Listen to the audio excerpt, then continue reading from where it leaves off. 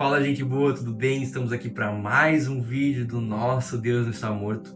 Hoje para ler Atos capítulo 26 e sermos edificados pela palavra de Deus. Hoje nós temos aqui um grande relato de Paulo a respeito da fé que Paulo anunciava. Amém? E eu quero que você preste muita atenção porque esse capítulo aqui, ele dá um breve resumo de como foi a vida de Paulo. Amém? O que aconteceu com Paulo? Como Paulo realmente virou um cristão. É aqui que nós aprendemos sobre isso. Evidentemente que, como eu disse, Paulo não virou cristão no sentido de que Paulo não virou gentil. Paulo continuou judeu, amém? Só que um judeu que crê em Cristo. E essa questão de crer em Jesus faz ele ser perseguido pelas pessoas daquela época. Como Jesus tinha dito, né? Vocês serão levados a reis, mas não fiquem preocupados com o que vão dizer, porque nessas horas o Espírito Santo daria as palavras certas. É o que aconteceu com Paulo. E é o que acontece com os apóstolos. Em grande parte, os apóstolos, eles são perseguidos. Exceto João, né, que ele é perseguido, mas ele morre de velho, né? Ele morre de velho, ele não morre de morte como os outros apóstolos, mortes terríveis, né? Mas ele morre de velho. Paulo discursa perante o rei Agripa. A seguir, Agripa, dirigindo-se a Paulo, disse: É permitido que uses da palavra em tua defesa. Então Paulo, estendendo a mão, passou a defender-se nestes termos: Tenho-me por feliz, ó rei Agripa, pelo privilégio de, hoje na tua presença, poder produzir a minha defesa de todas as acusações feitas contra mim pelos judeus. Mormente, porque és versado em todos os costumes e questões que há entre os judeus. Por isso, eu te peço que me ouças com paciência. Quanto à minha vida, desde a mocidade, como decorreu desde o princípio entre o meu povo e em Jerusalém, todos os judeus a conhecem, pois na verdade eu era conhecido deles desde o princípio, se assim o quiserem testemunhar, porque vivi fariseu, conforme a seita mais severa da nossa religião. Isso Paulo também fala também de Atos 23, 6 e Filipenses 3, 5, né? Então, como a gente pode ver, Paulo, ele foi, aqui como ele está mesmo dizendo, ele foi um fariseu dos mais altos escalões, pois na verdade eu era conhecido deles desde o princípio, se assim o quiserem testemunhar, porque vivi fariseu, conforme a seita mais severa da nossa religião. E agora estou sendo julgado por causa da esperança da promessa que por Deus foi feita a nossos pais. Então, ele foi julgado pela esperança da promessa. E qual é a esperança da promessa? Cristo Jesus. Vamos lá. E a qual as nossas 12 tribos, servindo a Deus fervorosamente de noite e de dia, almejam alcançar. É no tocante a esta esperança, ó Rei, que eu sou acusado pelos judeus, porque se julga incrível entre vós que Deus ressuscite os mortos? Na verdade, a mim me parecia que muitas coisas devia eu praticar contra o nome de Jesus, o Nazareno.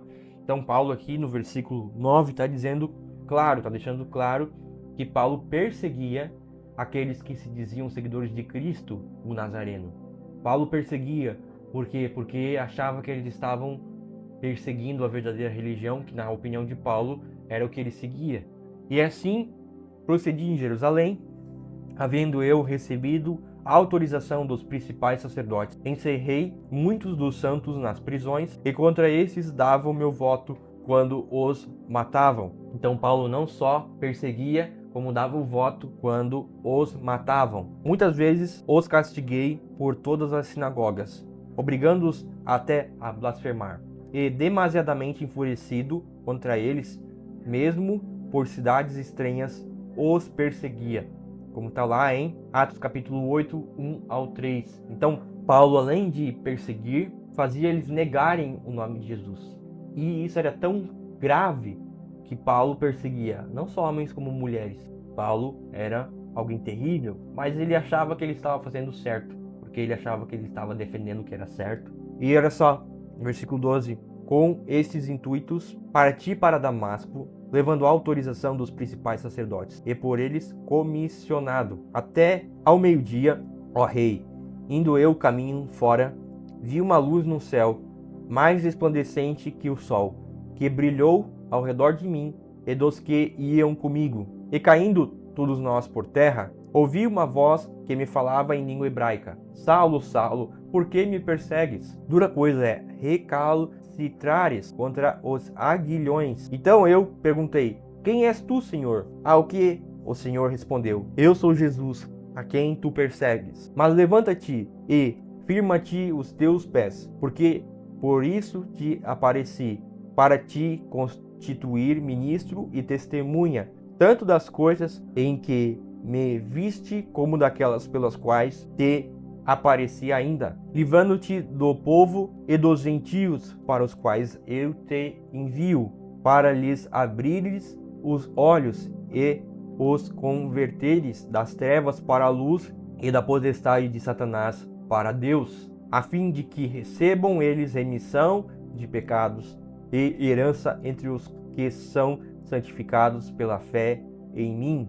Pelo que, ó rei Agripa, não fui desobediente à visão celestial.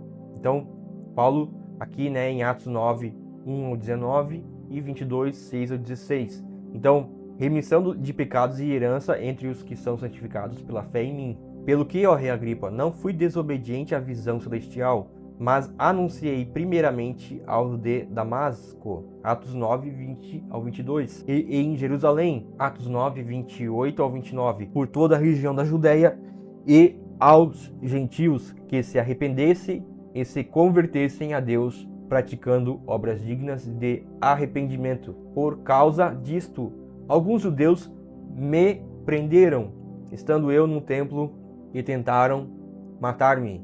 Mas, alcançando o socorro de Deus, permaneço até ao dia de hoje, dando testemunho, tanto a pequenos como a grandes, nada dizendo senão o que os profetas e Moisés disseram haver de acontecer, isto é, que Cristo devia padecer e, sendo o primeiro da ressurreição dos mortos, anunciaria a luz ao povo e aos gentios. A luz que está lá em Isaías 42, 6, 49, 6. Então, Paulo era perseguido por anunciar aqueles de quem os profetas e a lei toda falavam. Tudo que a Torá e os profetas estavam anunciando, Paulo estava anunciando. Paulo estava dizendo: esse que morreu aqui, ó, este Cristo aqui que morreu aqui, ó, é esse que a lei e os profetas estavam anunciando. É isso que Paulo estava fazendo. E isso incomodava muita gente. Por quê? Porque os seus olhos estavam cegos. E quando Paulo anunciava estas coisas, para muitos isso era loucura. Da mesma maneira, quando nós tentamos abrir os olhos das pessoas para que elas vejam Jesus Cristo, para que elas creiam em Jesus, muitos acham isso loucura. Porque, de fato, a mensagem de Deus é loucura para aqueles que estão se perdendo, mas para aqueles que estão prosseguindo, para aqueles que estão avançando em direção ao chamado de Deus, ela é bênção, ela é vitória e ela é vida.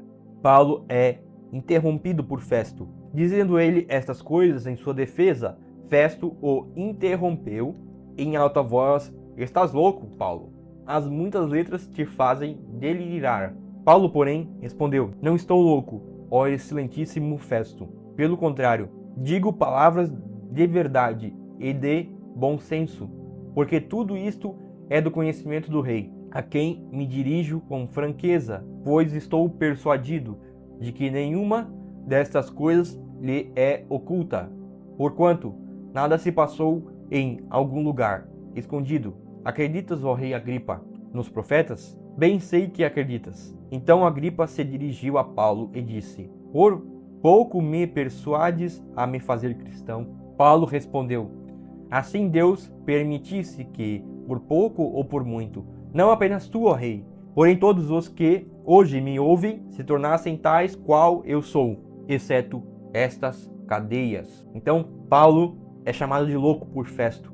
Por quê? Porque Paulo acreditava que Jesus tinha ressuscitado dentre os mortos. Porque Paulo era uma testemunha da mensagem daquele que os patriarcas estavam falando, daqueles que a lei e a Torá, daquele que a Torá estava falando. Todas as 613 leis do Antigo Testamento, algumas falando não farás, outras farás, tudo aquilo estava apontando para alguém chamado Jesus Cristo. Este Cristo já veio. Ele era chamado de Jesus o Nazareno, por quê? Por quê? Porque ele veio como um servo humilde e agora ele já tinha pagado o preço e Paulo estava anunciando isso para eles. A questão é que eles não queriam crer. Por que que não queriam crer? Porque isso incomodava o coração deles, porque isso exigia mudança de coração. Amém? Então, quando o evangelho transforma a nossa vida, ele pede transformação de coração. Paulo teria sido solto se não tivesse apelado para César. A esta altura, levantou-se o rei e também o governador e Berenice, bem como os que estavam assentados com eles. E, havendo-se retirado, falavam uns com os outros, dizendo: Este homem nada tem feito passível de morte ou de prisão. Então Agripa se dirigiu a Festo e disse: Este homem bem podia ser solto, se não tivesse apelado para César. Então, veja que coisa interessante. Paulo era perseguido por anunciar a fé no Senhor Jesus. Aquilo que todos os profetas e todos os reis, todos aqueles do Antigo Testamento estavam falando, se cumpriu na pessoa de Jesus Cristo. E isso incomodava eles, porque eles pensavam que Jesus já ia fazer tudo. Jesus já ia acabar com Roma, Jesus já ia fazer, sabe? E isso foi frustrante, porque Jesus não fez isso na sua primeira vinda, ele vai fazer isso na segunda vinda, quando ele voltar sobre as nuvens do céu. Amém? Senhor Deus, obrigado pela palavra de Deus de hoje. Obrigado por essa mensagem, Senhor Jesus, que o Senhor tem deixado tão claro na sua palavra. Guarda o nosso coração e guarda a nossa casa, a nossa vida, Pai, para que nós possamos viver ainda mais intensamente a nossa fé no Senhor Jesus Cristo. Em nome de Jesus, que a paz de Cristo te abençoe, que o reino de Deus viva cada dia mais em você. Em nome de Jesus. Deus te abençoe. Até amanhã que vamos ler Atos capítulo 27. Valeu, valeu!